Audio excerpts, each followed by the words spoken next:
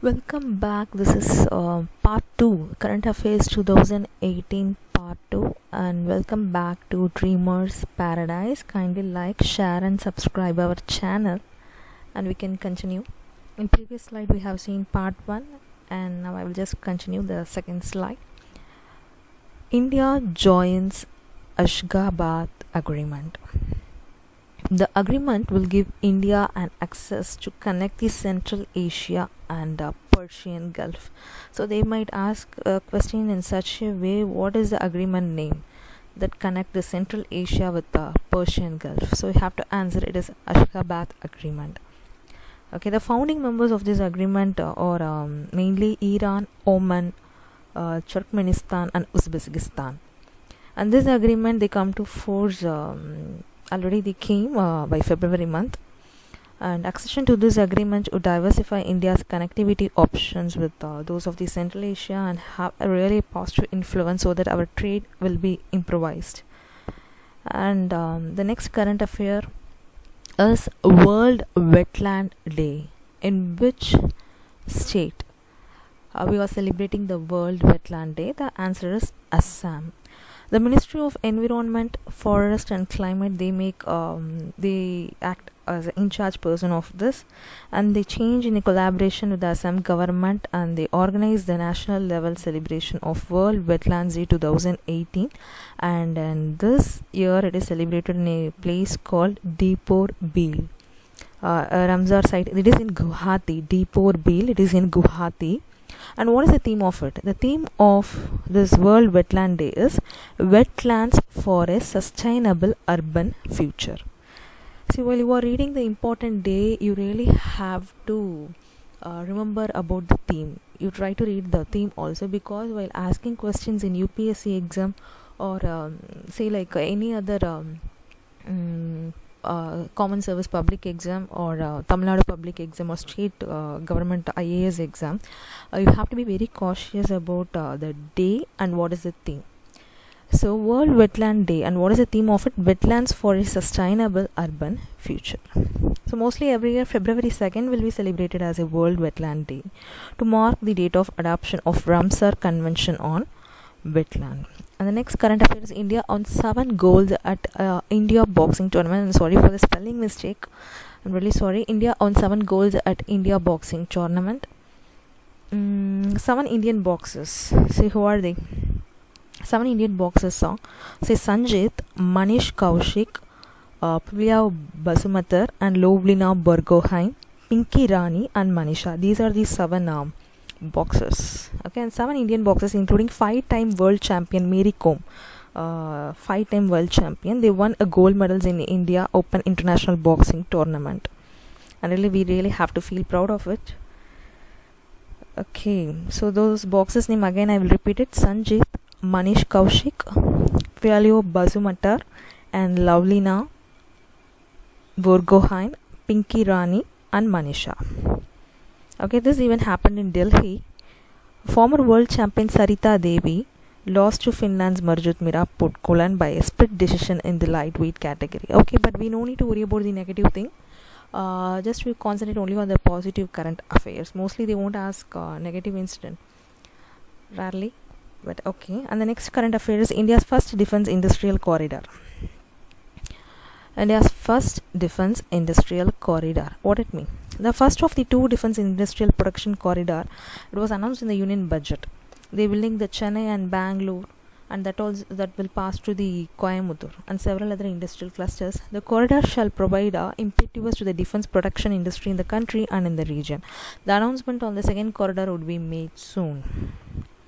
Okay, and the next one is India lifts U19 World Cup trophy.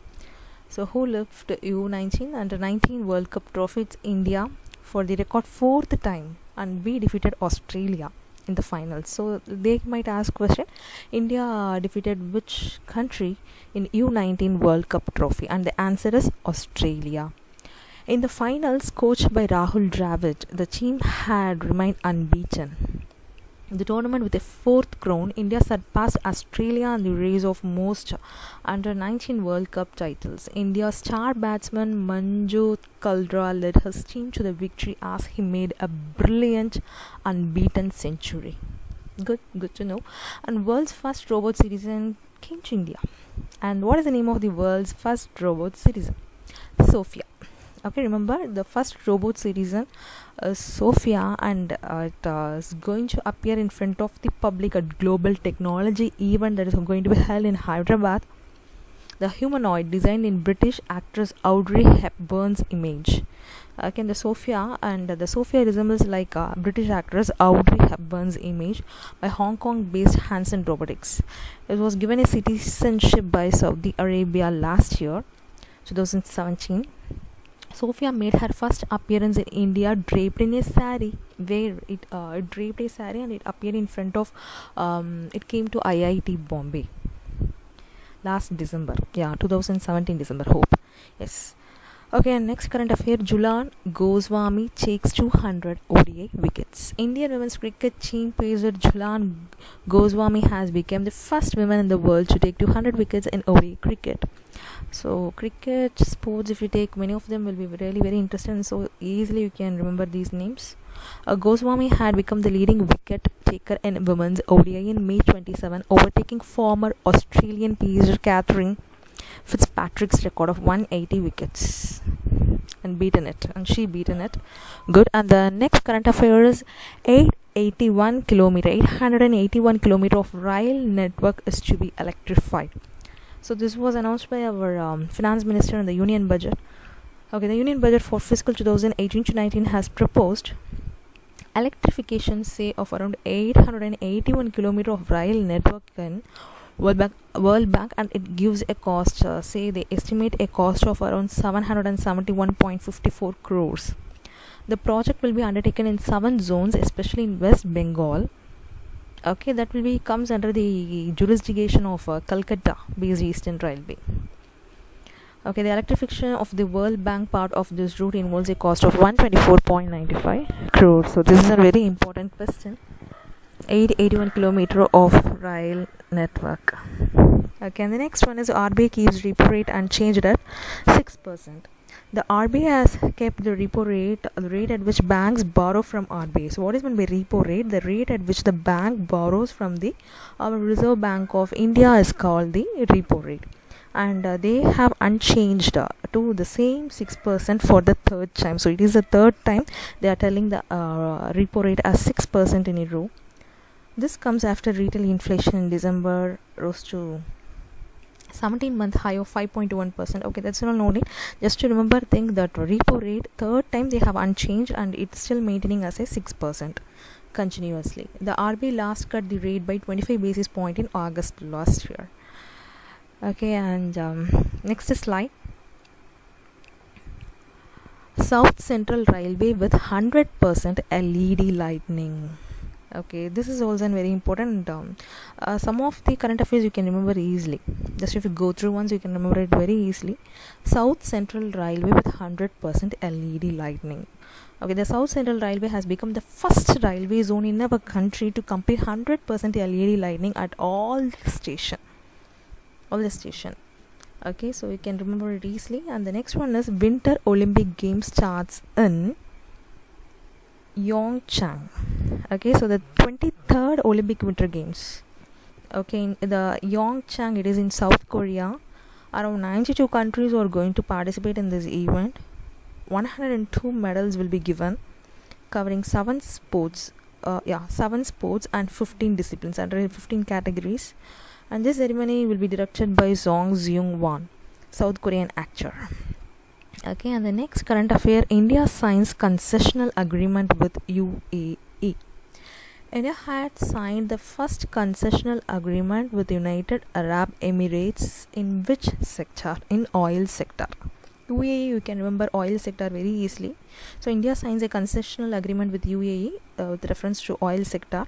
The agreement was signed between a consortium of the Indian Oil Company and Abu Dhabi Company. National Oil Company is here in Abu Dhabi, and they both had a contract. They had a MOU for acquisition of 10% participating interest in the offshore. Okay, this first concessional agreement will be 40 years. So the agreement starts from 2018 and this agreement ends only after 40 years. That means 2057. Hope this agreement continues between our country and UAE, and oil sector has to be grown in a good way. Let us think in that way. So from 2018 to 2057. Okay, the next thing, India UAE to hold the first naval drill in Gulf. Modi had completed his 3 nations visit already and made many development. Before he flew to Muscat, the PM retreated strong cooperation on combating. They have talked about the terrorism and defense partnership, everything. And now that we'll see our Indian Navy conducting an exercise in Gulf waters. This is the first time our Indian Navy is, will be exercising there in Gulf, going beyond the Arabian Sea, and this is the first time our Indian Navy is going there, and they are going to practice and perform some exercises that will be really useful for them. Hope so. And the next current affairs is Pakistan to get the first women. Already they got the first women Hindu MP. The Pakistan People Party Krishna Kumari is poised to become the country's first woman Hindu lawmaker.